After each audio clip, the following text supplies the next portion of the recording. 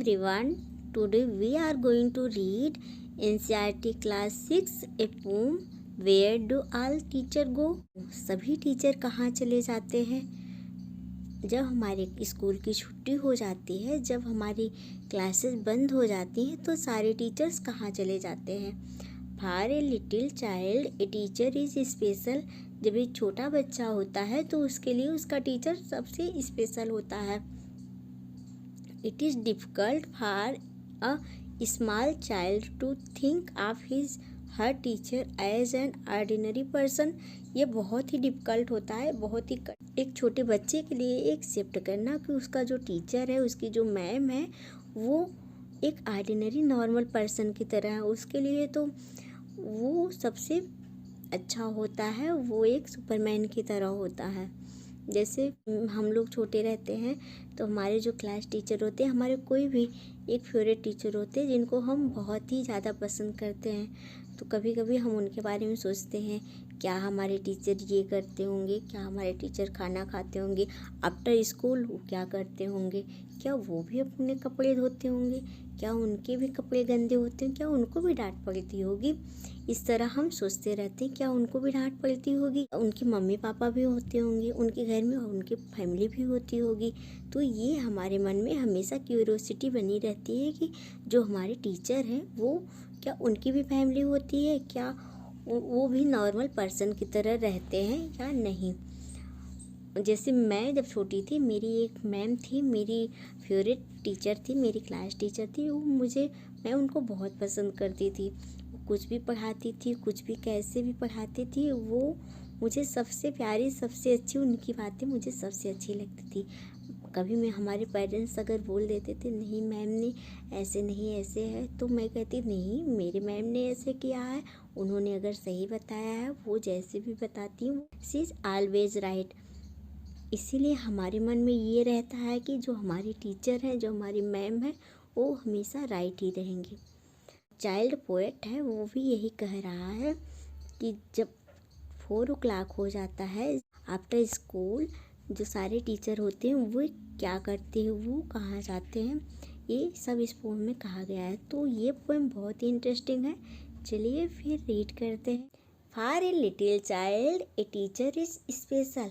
जो एक छोटा बच्चा होता है, छोटे बच्चे के लिए उसके टीचर सबसे ज़्यादा स्पेशल होते हैं. और सही बात है, जब छोटे रहते हैं तो अगर हमारे मैम ने कुछ कह दिया तो वो जो कहती है वो सही है, चाहे हमारे मम्मी पापा कितना भी मना करें, नहीं ऐसा नहीं है, नहीं मेरे टीचर ने कहा है तो वो एकदम सही कह रही हैं. हम छोटे रहते हैं तो उनको ये लगता है कि हमारे टीचर सबसे ज़्यादा परफेक्ट इंसान है, वो इस दुनिया से आया हुआ नहीं है. वो नहीं सोचता कि वो भी एक इंसान है, वो भी खाना खाता है, वो भी घर पे जाके नॉर्मली बिहेव करता है, टीवी देखता है, गेम खेलता है. ये सब काम वो नहीं करता है. उसके लिए ये एक्सेप्ट करना बहुत ही मुश्किल होता है. चलिए हम इस पोम को रीड करते हैं. Where do all the teachers go. सारे टीचर कहाँ चले जाते हैं. When it's 4 o'clock. जब 4 बजते हैं तो सारे टीचर कहाँ चले जाते हैं. 4 बजने के बाद, 4 बजते ही जब स्कूल की छुट्टी हो जाती है तो सारे टीचर कहाँ चले जाते हैं. Do they live in houses. क्या वे घरों में रहते हैं. And do they wash their socks. और क्या वो अपने मोजों को साफ करते हैं. उनके जो चाइल्ड है उसके मन में ये है कि वो जो टीचर हैं वो क्या करते हैं, घरों को जाते हैं और घर पे पहुँचते, जैसे हम लोग अपने घर जाते हैं, क्या उनके भी घर होते हैं. हम लोग जैसे अपनी डर्टी सॉक्स को साफ करते हैं, क्या वो भी ऐसा करते हैं. Do they wear pyjamas. क्या वो भी पजामा पहनते हैं. Do they wear pyjamas and do they watch TV. और क्या वो भी टीवी देखते हैं. जैसे हमेशा जो स्कूल में पढ़ाने के लिए आते हैं हमारे टीचर्स, मोस्टली सूट साड़ी और ट्राउज़र शर्ट पहन के आते हैं. तो हम बच्चों के मन में होता है, हमारे मन में जब छोटे रहते हैं क्यूरियोसिटी रहती है कि क्या वो भी हमारी तरह घर पे जाके पजामा पहनते हैं या फिर यहीं अपने यूनिफॉर्म में ही रहते हैं. और क्या वो भी टीवी देखते हैं, हमारे जैसे टीवी देखते हैं. And do they pick their nose. और अपने नोज में जो फिंगर डाल के साफ करते हैं, क्या वो भी करते हैं. And the same age you and me, जैसे तुम और हम करते हैं, जैसे हम और आप करते हैं, क्या वो भी ऐसे करते हैं कि नहीं करते हैं। Do they live with other people, क्या वो दूसरे लोगों के साथ रहते हैं। Have they mums and dad, क्या उनके भी माता पिता होते हैं। And were they ever children, क्या वो भी कभी चिल्ड्रन रहे होंगे, क्या वो भी कभी बच्चे रहे होंगे। जो कि and were they ever bad, जो कि इवर बैड, क्या वो कभी बैड थे, मतलब क्या वो भी कभी गलतियाँ करते थे, बुरे काम करते थे, जैसे हम लोग गलतियाँ करते तो हमें डांट पड़ी थी, क्या वो भी ऐसे किए हैं। Did they इवर never spell right, क्या वो भी कभी स्पेल करने में उन्होंने गलती की है। डिड दे इवर मेक मिस्टेक, क्या उन्होंने कभी बोलते हुए कभी गलती की है, स्पेलिंग में गलतियाँ की है।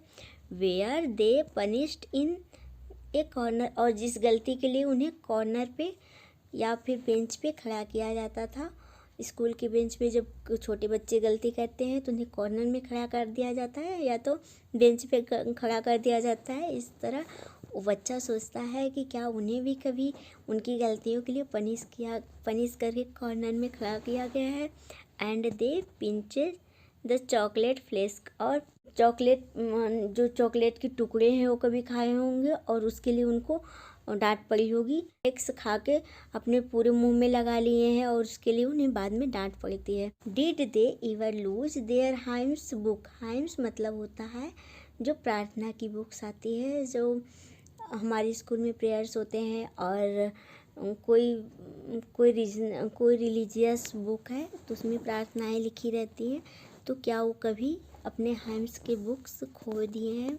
Did they ever leave their greens, यहाँ ग्रीन से मतलब है ग्रीन मतलब सब्जियाँ। टिफ़िन में खाना दिया जाता है, पराठा सब्जी या फिर और अदर के साथ जब सब्जी दी जाती है तो मोस्टली क्या होता है, सब्जी छोड़ के चले आते हैं।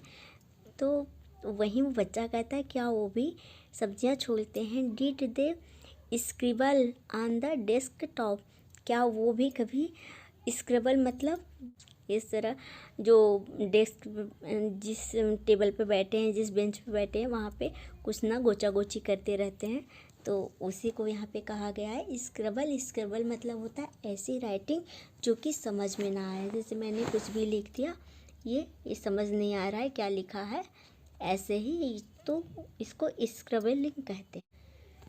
Did they wear old dirty jeans, क्या वो कभी पुराने गंदे जीन्स पहनते हैं, क्या उन्होंने कभी पुराने गंदे जो जीन्स हैं वो भी पहने हैं। I follow one back home today, मैं फिर क्या कहता है, मैं आज एक टीचर को फॉलो करूँगा, उनके घर तक उन्हें फॉलो करूँगा। I find out watt they do, और मैं ये पता करूँगा कि वे क्या करते हैं।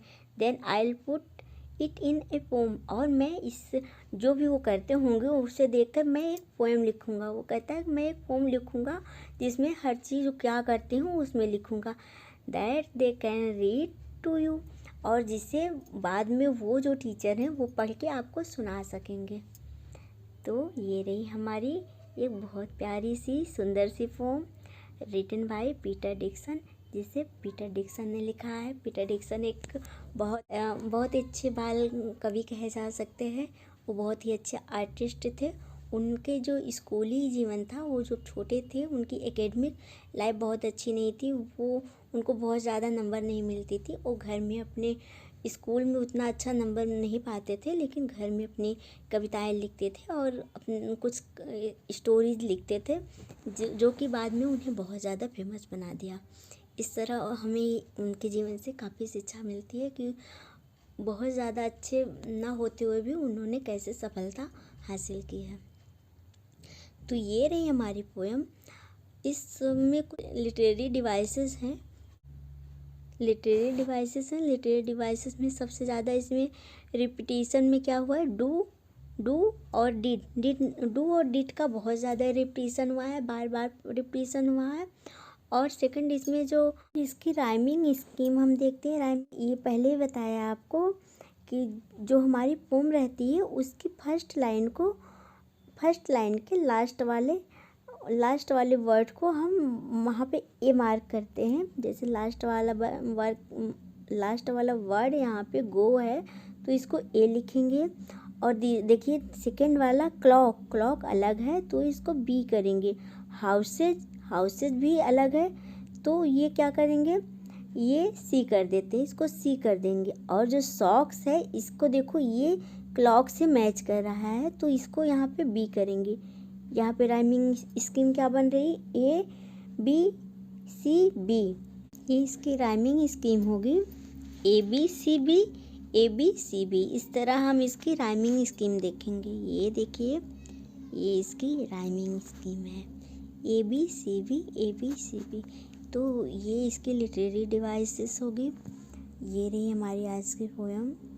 उम्मीद है आपको पोएम पसंद आई होगी। If you have any doubt you can comment me. Here we are done. Thank you so much.